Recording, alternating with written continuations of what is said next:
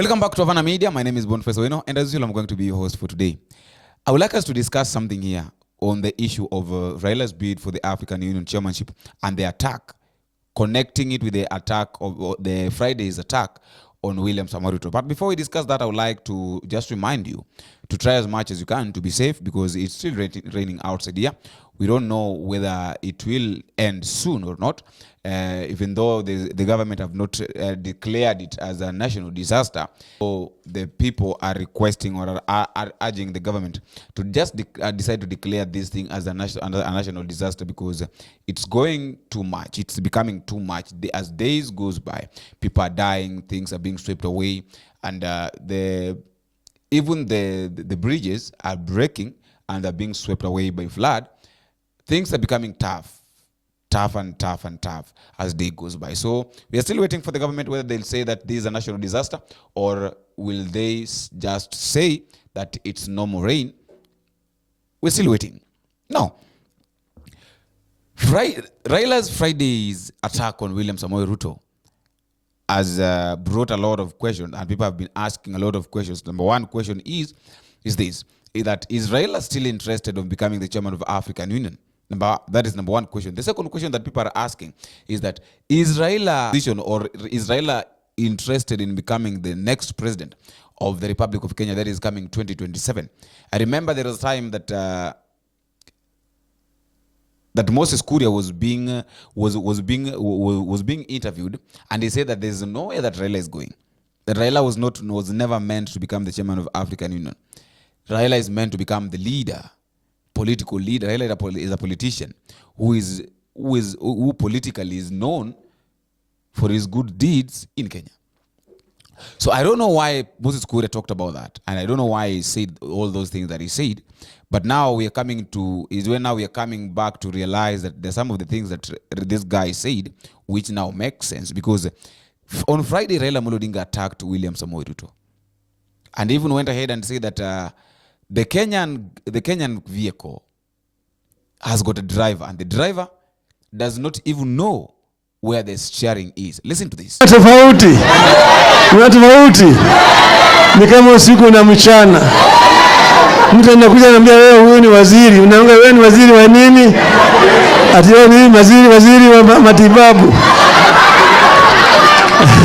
Ati sijui mwingine, sijui waziri wa elimu, sijui waziri wa wafanyikazi. Unaangalia yote ni takataka.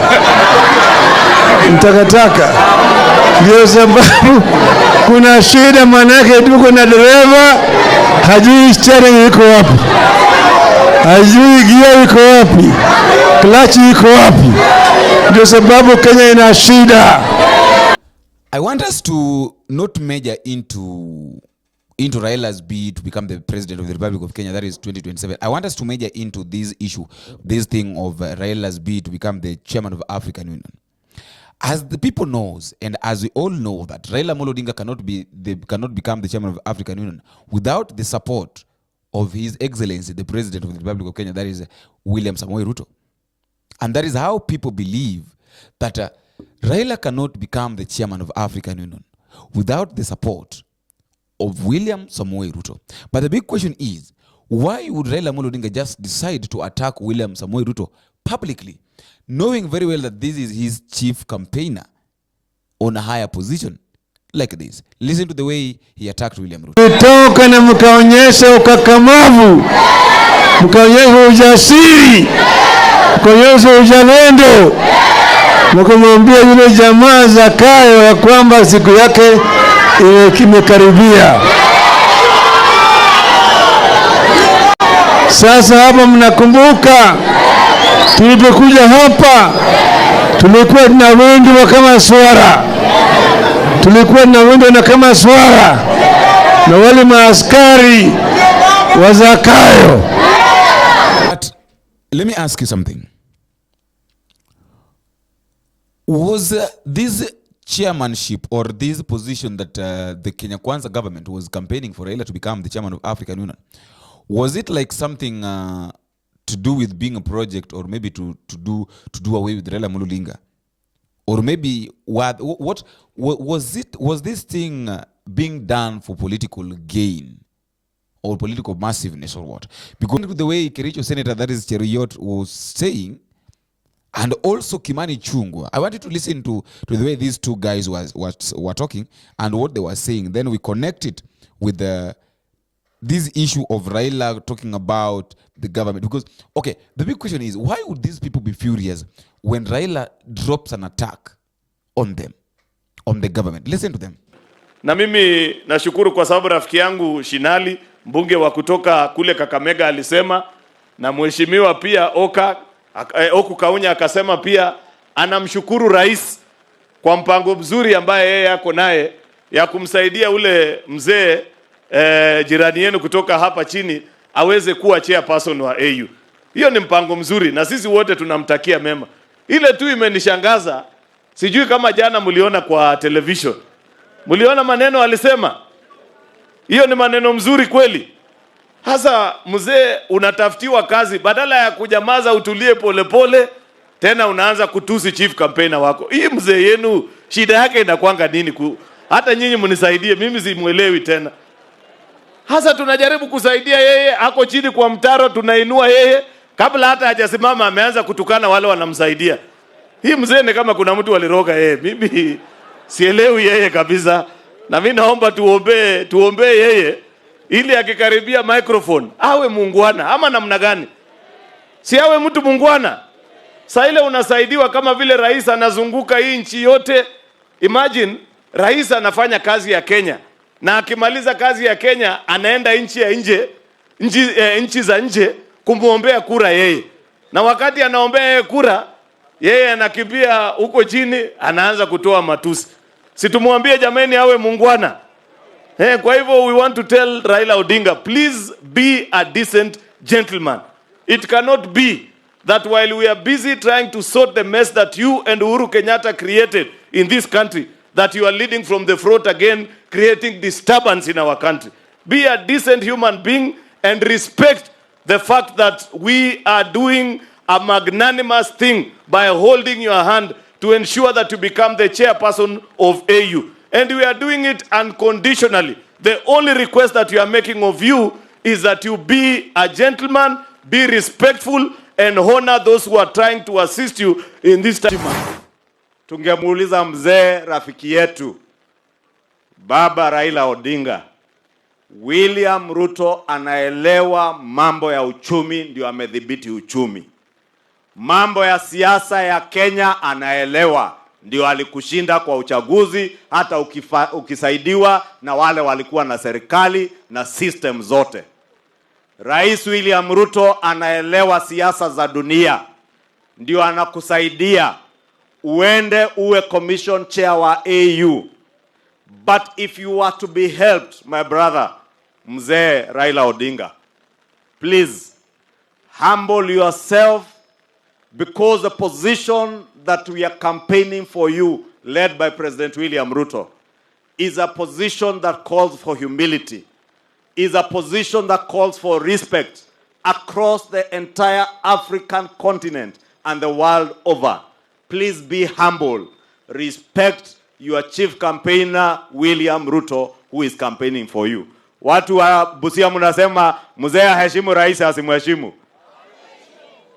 Amheshimu asimheshimu. Si rais anamfanyia campaign. Na hivyo tumeambiwa ni kweli, rais anafanya kazi hapa asubuhi mpaka jioni. Ikifika jioni anapanda ndege anaenda nchi zingine za Afrika kusaidia huyu mzee ili apate kazi ya kuleta Waafrika wote pamoja. Na tunamtakia mzee Raila mema, aweze kufaulu kwa ile kazi ya kuleta watu wote wa Afrika pamoja. Lakini huwezi leta watu wa Afrika pamoja kama utakubali wewe ukiwa mzee kuchochewa na wale ambao walikopoteza mwaka wa 2022. And we want to tell you, where you failed, together with your handshake brothers, William Ruto is fixing it today. You failed us on the economy with your handshake brothers. William Ruto is fixing the economy. You failed in uniting the people of Kenya with your handshake brother. William Ruto within less than 2 years, has managed to unite the people of Kenya.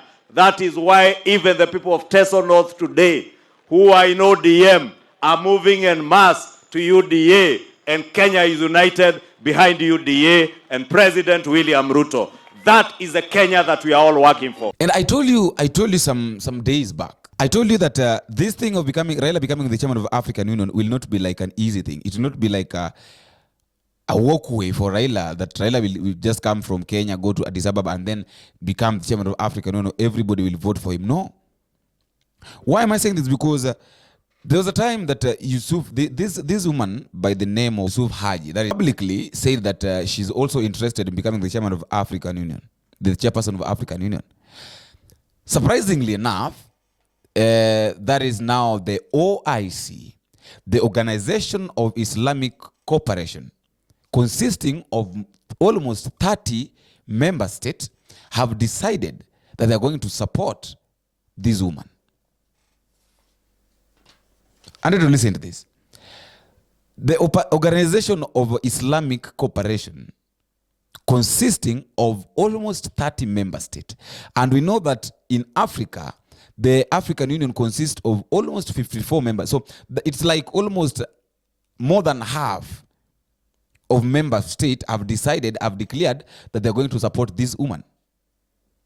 So I don't know whether Raila has got still a chance of becoming the chairman of African Union, considering all this. If 30 people have decided that they are going to support, and all these people are Islams, and this woman is also a Muslim, they've decided that they're going to support this woman.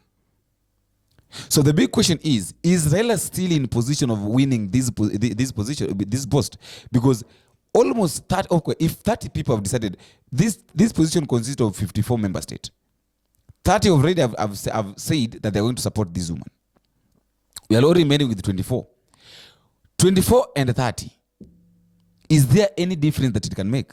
Because now 30, that it means that almost, if suppose this 24 will support Raila, this woman will be supported by 30. So it means that this woman have got 6 more votes than Raila Odinga. Now that one brings us to this question, that what is next for Raila Odinga? And if Raila is still interested in this position of becoming the chairman of African Union, what is his strategy? What is the strategy that he's using? Because based on the attack that he laid on Ruto on Friday, it's like it's either Raila is looking for a strategy to use during the election, or there is something that Raila is hiding from us. Just the other day, I told you that this attack just came a day after Raila came from Dubai. What he did to Dubai, we don't know.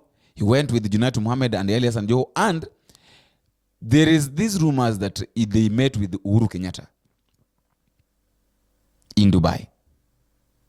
I'll play that video next, but let us still measure here. That what is next? What is the strategy that Raila Odinga is trying to use to win this position in case he's still interested to become the chairman of African Union? Another question. Can Raila Amolo Odinga win this position of African Union's chairmanship without the support of William Ruto? And if yes, is William Ruto still interested in supporting Raila Amolo Odinga's bid to become the chairman of African Union? My answer is, William Ruto will still be interested no matter what to support Raila Amolo Odinga. Why? Because William Ruto knows very well that in case Raila Amolo Odinga will be in Kenya, he will not have peace, and all his plans will not come to pass. Because what William Ruto is interested in is to rule Kenya by himself. But based on the attacks that Raila Amolo Odinga unleashed on Friday, it means that William Ruto has been shaken. Now, I want us to take a keen look at this thing this way. Since the rumors that Raila Amolo Odinga and William Ruto had got a handshake, simply because William Ruto, okay, let us leave alone the part of a handshake. Since William Ruto declared his support for Raila Amolo Odinga to become chairman of African Union, have we ever heard Raila Amolo Odinga talking negatively about the government of Kenya Kwanza and the way they are ruling? Number one, doctors were on strike. Raila Amolo Odinga didn't talk about it. Then this issue of fake fertilizer, Raila Amolo Odinga didn't talk about it. This issue of Sakaja, Raila Amolo Odinga did not talk about it. The government knew that everything is now okay. There was no one, and in fact, there was not even anyone from opposition. People like Kalonzo were just talking, but it did not shake the government. The people of Kenya Kwanza were not even talking about the words that were being spoken by people like Kalonzo Musyoka, people like Babu Owino. They were not talking about it. People like Alias and Joho. But the moment Raila Amolo Odinga talked, the moment Raila Amolo Odinga just spoke about this issue of government, of Kenya Kwanza and government with the poor leadership and poor governorship. Hi. Everybody from Kenya Kwanza is now talking about Raila. It's like now they found, they have been shaken. And everybody wants to talk about, everybody wants to talk about Raila. So it means that there is something, there is somewhere that Raila Amolo Odinga is holding. There is a position that Raila Amolo Odinga is holding in this country. That if Raila Amolo Odinga makes a mistake of going to become the chairman of African Union, people will suffer. And this is what now William Ruto is interested in. That let me push this guy to go away so that I can be free. Because with Raila Amolo Odinga in Kenya, William Ruto and the government will not have freedom. And if Raila Amolo Odinga will still be in Kenya, the people of Kenya will have freedom from poor governorship. But now my last question is this that I want to ask you, that why are these people from Kenya Kwanza government bitter with just a 2 hours, just a one, I think it was less than 1 hour words from Raila Amolo, just 1 hour meeting with Raila Amolo Odinga with the people. Just the words that Raila Amolo Odinga spoke about the government, it made these people be furious and bitter. People like Moses Kuria and people like this Cheruyot, they're very much bitter about it. I don't know what you think. I just want to give you time at the comment section and tell me what you think concerning this. But a reminder, if it is the first time that we're meeting, please don't forget to just take a minute, go to down there to the subscription area, click the subscribe button, you like, you share, and also drop a comment. As I normally say, that feedback is normally the key thing in any form of communication. Until we meet again, I've been your host, Boniface Owino. Bye-bye.